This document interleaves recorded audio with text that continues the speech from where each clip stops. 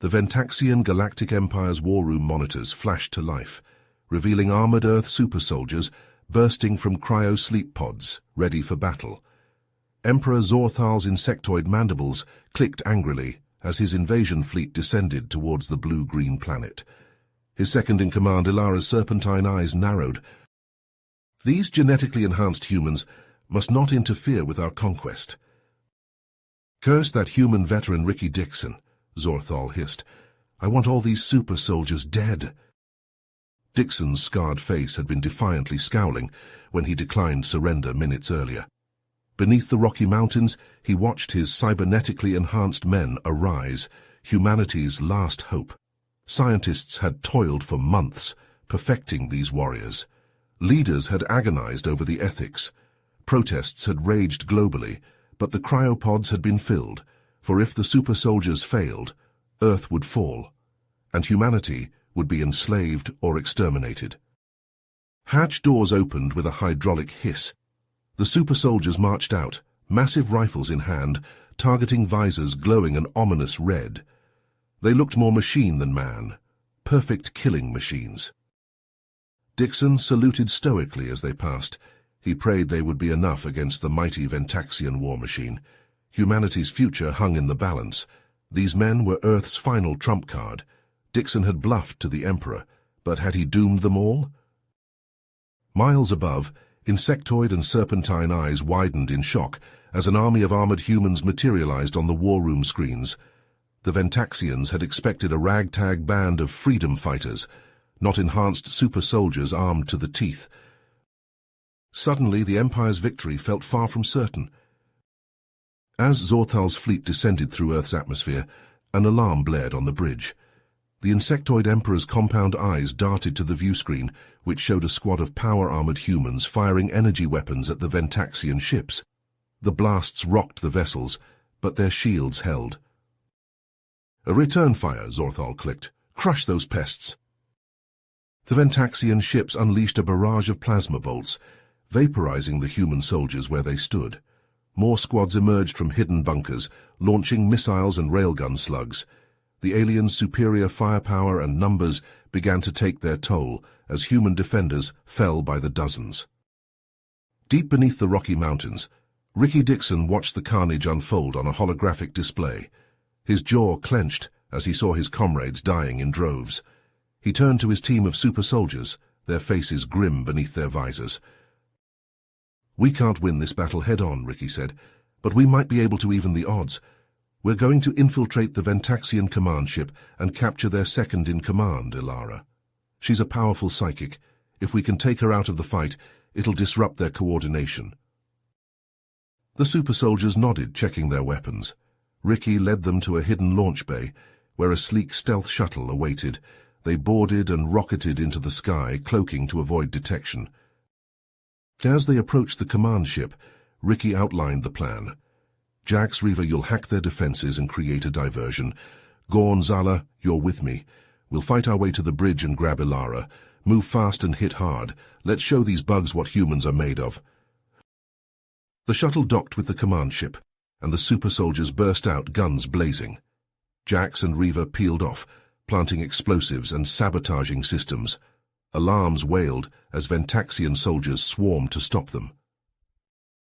Ricky, Gorn and Zala charged through the ship, their enhanced speed and strength allowing them to plow through the aliens' defenses. They reached the bridge, where Ilara awaited, her serpentine eyes glowing with psychic energy. Foolish humans, she hissed. You cannot hope to defeat the Ventaxian Empire. Ricky felt a pressure in his mind as Ilara attempted to take control, but his cybernetic implants and iron will allowed him to resist. He gritted his teeth and fired his rifle, the blast knocking Ilara back. Gorn and Zala moved in, engaging her in hand-to-hand combat. Ilara fought viciously, her psychic blast sending the super soldiers flying. But Ricky and his team were relentless. They worked together, coordinating their attacks and wearing her down. Finally, Gorn managed to get behind her and lock her in a chokehold, while Zala clamped suppression cuffs on her wrists, nullifying her psychic abilities. You're coming with us, Ricky growled. Jax, Reva, status report. Charges set and systems sabotaged, Jax replied over the comm. This ship's dead in the water, but we've got company headed your way. Roger that. We're Oscar Mike with the package. Rendezvous at the shuttle in 5. Ricky threw the unconscious Ilara over his shoulder as he and his team fought their way back to the shuttle. They could hear the Ventaxian soldiers closing in, their insectoid clicking echoing through the corridors. They barely made it back to the shuttle, diving inside just as a plasma bolt sizzled past Ricky's head. Jax and Reva were waiting, the engines already humming. They blasted away from the command ship, watching as explosions rippled across its hull, rendering it helpless. As they flew back to the Rocky Mountains base, Ricky looked down at the captured Ilara. He had a feeling she held the key to defeating the Ventaxians, but getting her to talk wouldn't be easy.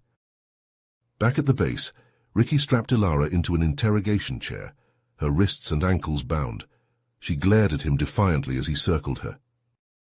You will tell us everything you know about the Ventaxians, Ricky said, his voice low and menacing. Their weaknesses, their plans, everything. Ilara spat at him. I will never betray my people.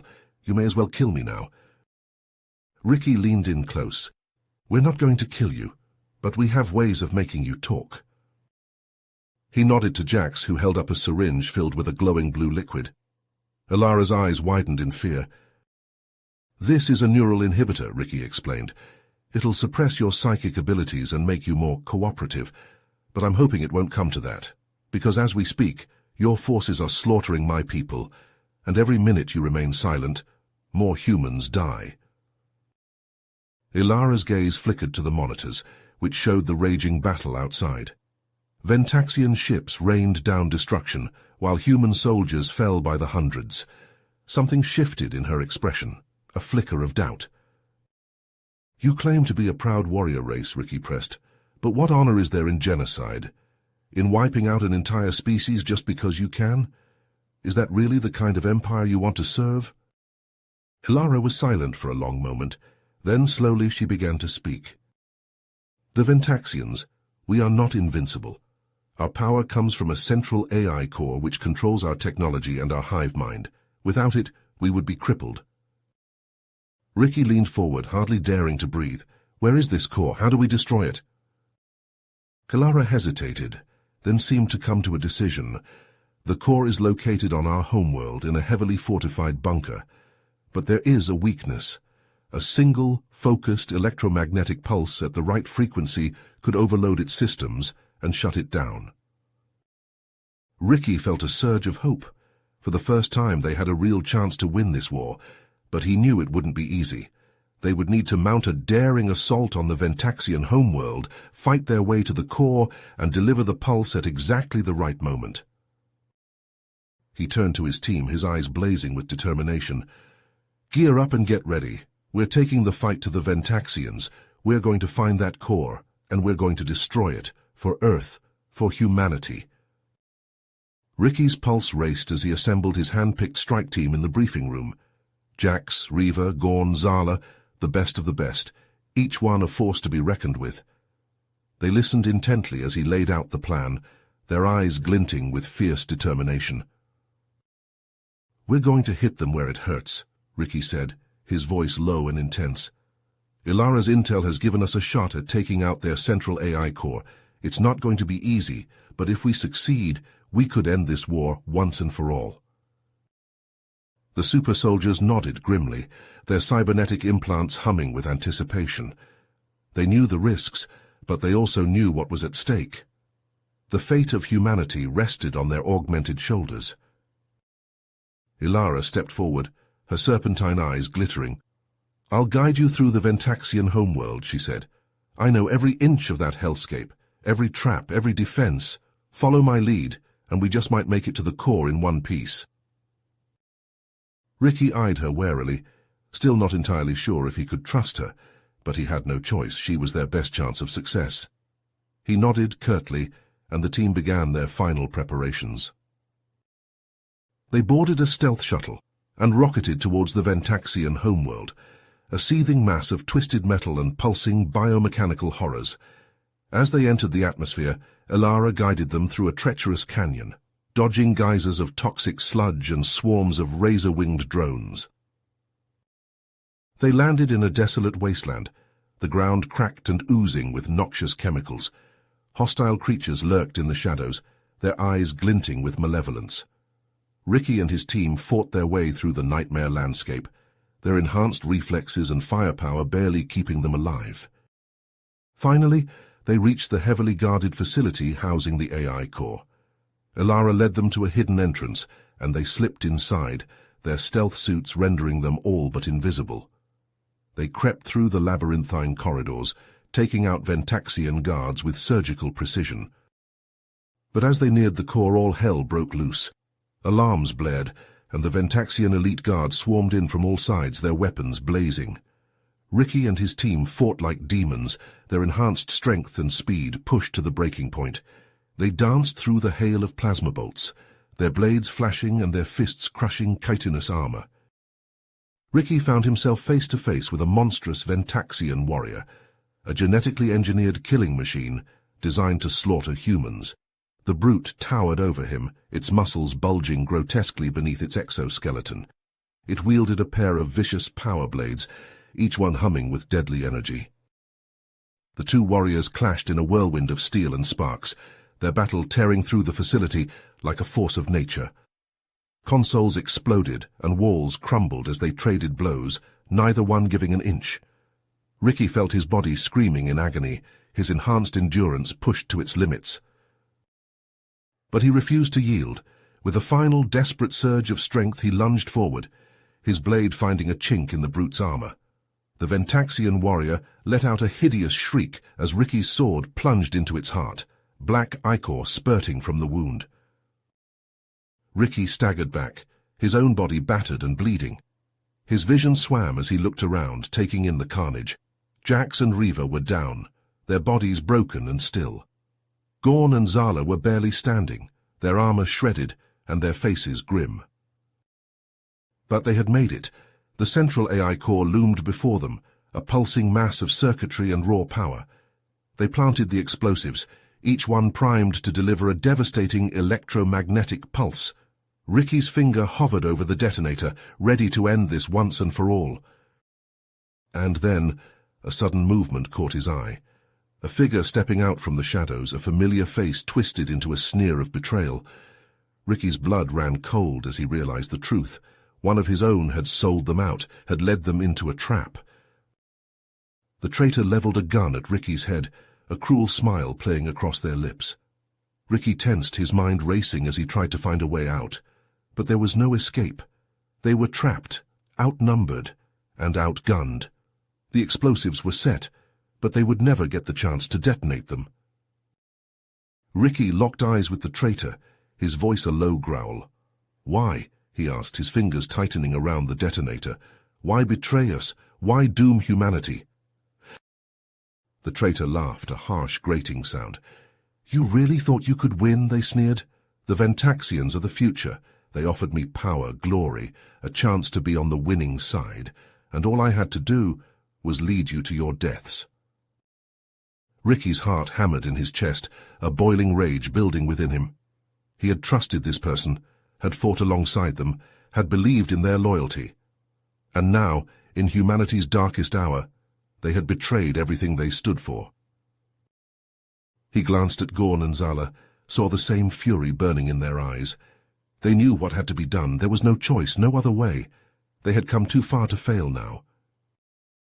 Ricky's finger tightened on the detonator, his eyes never leaving the traitor's face. "You may have doomed us," he said, his voice cold as ice. "But we're taking you with us, for Earth, for humanity." And with a final defiant roar, Ricky thumbed the detonator, knowing that his sacrifice would ignite the spark of humanity's last hope.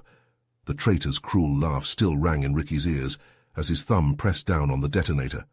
Elara's psychic power surged through the AI core, twisting its circuitry against the Ventaxian invaders. Consoles burst into showers of sparks. Alarms blared like the shrieks of dying beasts. The core pulsed erratically, its self-destruction imminent. "We have to move now," Ricky shouted over the cacophony.